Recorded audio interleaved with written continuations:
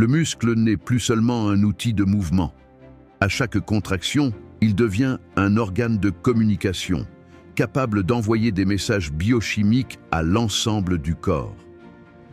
Ces messages, appelés myokines, sont libérés dans le sang lorsque nous bougeons et orchestrent une réponse globale qui dépasse largement le simple effort physique. Lorsque l'activité s'inscrit dans la durée, comme la course, le vélo ou la natation, le muscle adopte un langage orienté vers l'endurance métabolique.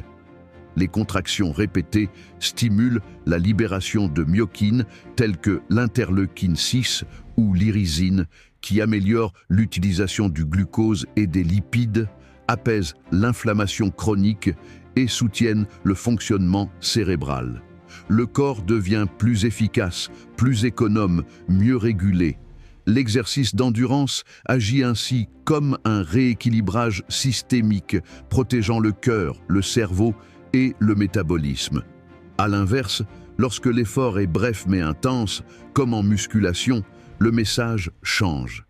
La tension mécanique imposée aux fibres musculaires déclenche la sécrétion de myokines orientées vers la construction et la préservation de la structure corporelle.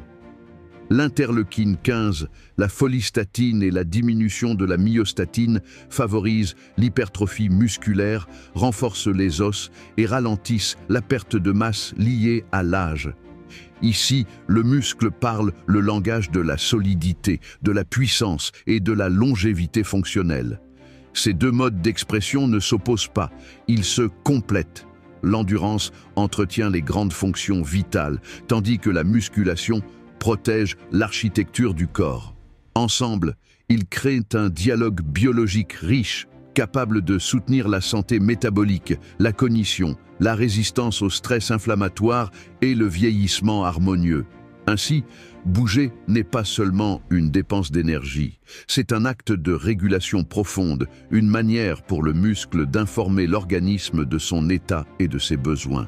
En variant les formes d'exercice, nous enrichissons ce langage interne et permettons au corps de rester adaptable, robuste et vivant.